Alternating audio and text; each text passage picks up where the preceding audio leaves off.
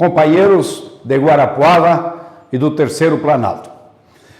Nós vamos hoje comentar um fato bastante estranho, que chamou muito a atenção na mídia, na imprensa e também na sociedade, que foi a questão do transporte coletivo urbano de Guarapuava.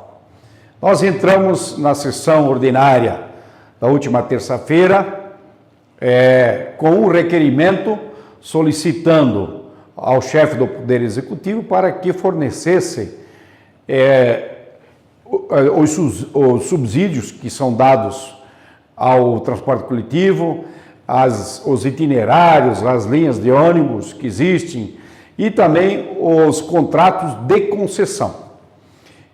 Qual não foi a nossa surpresa que o requerimento foi rejeitado sem ninguém ter levantado uma questão, sem ninguém ter colocado algum argumento que não deveria ser solicitado.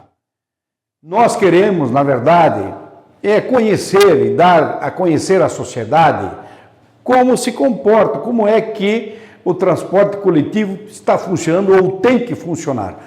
Quem diz isso são os contratos. Se nós quisermos, por exemplo, saber se o ponto lá do Boqueirão, que está estragado, se ele é da responsabilidade da municipalidade ou da empresa que opera o transporte, nós não sabemos de imediato. De repente se faz todo um movimento para reivindicar do poder público e a responsabilidade, na verdade, é da empresa que opera o transporte.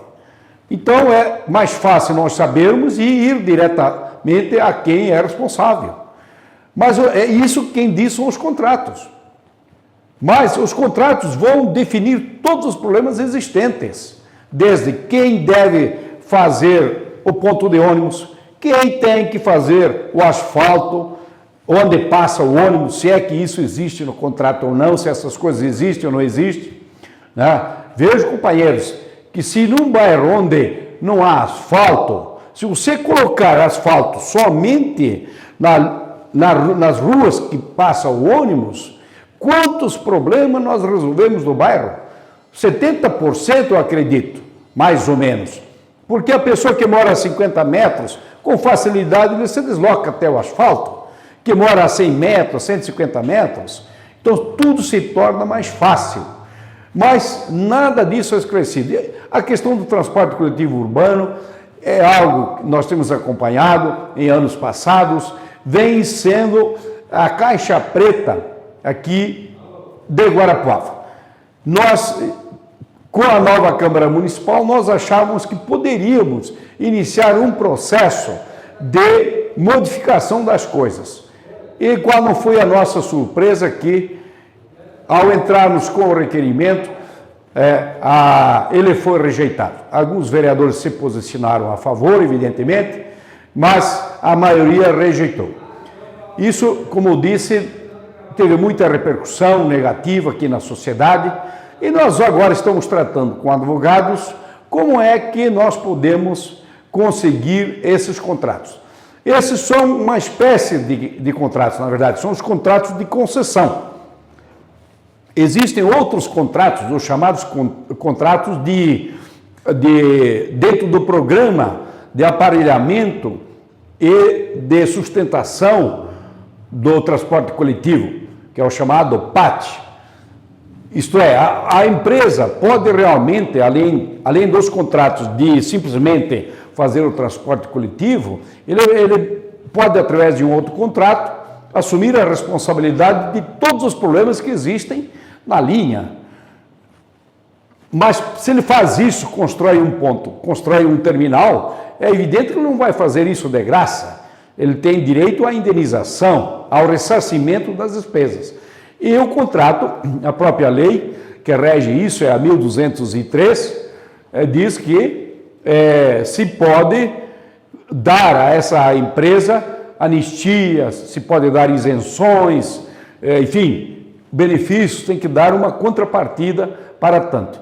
Tudo isso ninguém sabe de nada, porque é feito através da empresa, que é a única que explora aqui o transporte coletivo, com o chefe do Poder Executivo.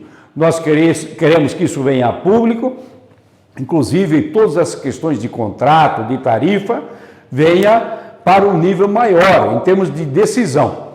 Você ter audiências públicas é uma coisa. Agora, você sai da audiência pública, depois vai para portas fechadas e faz lá um contrato, ninguém mais sabe de nada, né? Não é divulgado, não são divulgados os termos finais do contrato e não se sabe exatamente o que consta lá dentro. Então foi realmente uma atitude inesperada, essa rejeição do requerimento, e nós esperamos que a sociedade realmente organizada também tome algumas iniciativas no sentido de nós mudarmos essa situação aí. Companheiros, o programa Construindo o Terceiro Planalto está à disposição para telefonemas, para dar sugestões, para entrar diretamente no programa, que nós queremos, evidentemente, fazer com que haja um programa muito interativo e muito interessante e especialmente dê resultados para toda a sociedade. Até a próxima.